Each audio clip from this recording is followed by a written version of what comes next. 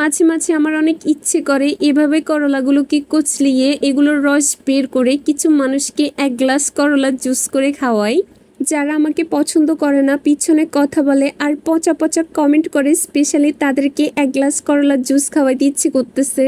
দুই ধরনের মানুষ আছে, কেউ অফলাইনে পিছনে কথা বলবে আর কেউ অনলাইনে ব্লগ দেখে পচা পচা কমেন্ট করবে। তো তাদের উদ্দেশ্যে বলতেছি, আপনারা পিছনে কথা বলা বাদ দিয়ে, পচা কমেন্ট করাও বাদ দিয়ে আসেন আমার হাতে এক গ্লাস স্পেশাল করলার জুস খেয়ে যান। এতে করে যদি আপনাদের মন মানসিকতা চেঞ্জ হয় আর ভীমরতিগুলোও যাতে করে একটু কমে।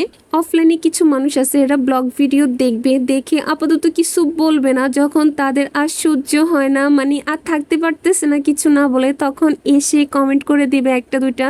তাও যদি কমেন্টগুলো পজিটিভ হইতো সেটা না হয় মেনে নেওয়া যাইতো, কিন্তু এমনভাবে কথা বলবে, কমেন্ট করবে, সব কথাই থাকবে খোঁচা মারা। সবার কথা বলতেছি না, কিছু কিছু পাবলিকের কথা বলতেছি। ওরা কিরকম হয়েছে জানেন? ওই যে বিরিয়ানির মধ্যে এলাচ থাকে যেরকম, সেম ওই রকম। সাপোজ আপনি বিরিয়ানি খাচ্ছেন, হঠাৎ করে আপনার মুখের মধ্যে একটা এলাচ এসে পড়লো, তখন আপনার সিচুয়েশনটা যেমন থাকবে একদম সেম, তাদের কর্মকাণ্ডগুলো হচ্ছে সেম ওই রকম।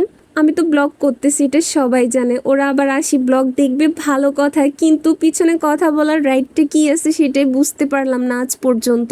এই দলগুলো হচ্ছে চেনা পরিচিত বা জানাশোনা এই টাইপের গুলো। আরেক দল আছে যাদেরকে আমি চিনিও না জানিও না, তারা আমার অনলাইনের কি বলতাম হেটার্স বলা যেতে পারে ওইরকম। তাদের সাথে আমার লেনদেন কোনো কিছু নিয়ে কোনো সমস্যা নাই, তাদেরকে আমি চিনি না, না তারা আমাকে চিনে, কিন্তু আমার ব্লগ দেখে তারা কেন জানি পচা পচা কমেন্ট করে। এগুলো হচ্ছে তাদের ব্যক্তিত্বের প্রমাণ। নিজেরা তো কিছু করবে না, অন্যেরা যদি কিছু করে সেগুলো নিয়েও আজে বাজে কথা বলতে তারা ছাড়বে না, দ্বিধাবোধ করবে না। এরকম অনেকেই আছে। তাদের মধ্যে একটার কথা বলি, ওইটারে তো আমি চিনিও না জানিও না, কিন্তু ওইটা আমারে চিনে জানে। তো আমার একটা ব্লগের মধ্যে এসে খোঁচা দিয়ে কথা বলতেছিল। উনি যা বলছে তার বিপরীত যখন রিপ্লে করছি তখন ওনার একদম ভালো লাগে নাই, পছন্দ হয় নাই। সে আমাকে বলতেছে আমি ব্লগ করে বেড়াচ্ছি, তো আমি তো ব্লগ করতেছি, আমার ইচ্ছে এটা। এখন আমার কথা হচ্ছে যে উনি কেন আমার ব্লগ দেখতেছে, তার যদি এতই অপছন্দ হয়। কে কি করতেছে না করতেছে এগুলো দেখার জন্য এরা এত সময় পায় কিভাবে, একমাত্র তারাই বলতে পারবে।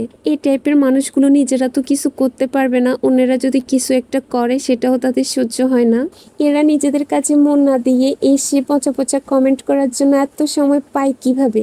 আমি তো ঘুম থেকে উঠে ফ্রেশ হয়ে খাওয়া দাওয়া করে শাওয়ার নিয়ে ভিডিও একটা এডিট করতে করতে কোন ফাঁকে যে সময়টাই চলে যায় এটাই বুঝতে পারি না। আচ্ছা, এই টাইপের মানুষগুলোর বিপরীতে কিন্তু আরেক টাইপের মানুষ আছে যারা আমাকে অনেক ভালো ভালো কমেন্ট করে, অনেক পজিটিভ কমেন্ট করে, সবসময় সাপোর্ট করে। তাদের প্রতি আমি সবসময় মন থেকে অনেক বেশি ভালোবাসা আর কৃতজ্ঞতা জানাই, কারণ আপনাদের কমেন্টগুলো আমার কাছে সত্যি অনেক বেশি ভালো লাগে। আপনারা যারা ভালো ভালো কমেন্ট করেন, আপনারা সত্যি অসাধারণ ভালো মনের মানুষ, আপনাদের মন মানসিকতা সুন্দর। সত্যি বলতে আপনাদের ভালো ভালো কমেন্টের সাপোর্টে আমি ইন্সপিরেশন পাই। পচাদের পচা কথায় আমি এখন পাত্তাই দিই না। যদিও আগে মানুষের আজে বাজে কথায় অনেকটাই খারাপ লাগতো, কিন্তু এখন মনে হয় যে আমি যদি একটা কাজ করতে যাই তাহলে ওই কাজের একটা রাইট সাইড থাকবে বা রং সাইড থাকবে। সবাই এটাকে পজিটিভলি নেবে না, যার মানসিকতা যেরকম সে ওরকম ভাবে বিহেভিয়ার করবে। অনেকেই অনেক কথা বলবে পিছনে অফলাইনে, আবার কেউ এসে কমেন্ট সেকশনে বলবে। তো এগুলোর মধ্যে এখন পাত্তা দিতে একদম ইচ্ছেই করে না। ধানের মধ্যে তো ভুসি থাকবেই, তাই না? আপনারা যারা ভালো ভালো কমেন্ট করেন আপনারা এক একটা হচ্ছেন ধান, আর যারা পচা পচা কমেন্ট করে ওরা এক একটা হচ্ছে ভুসি।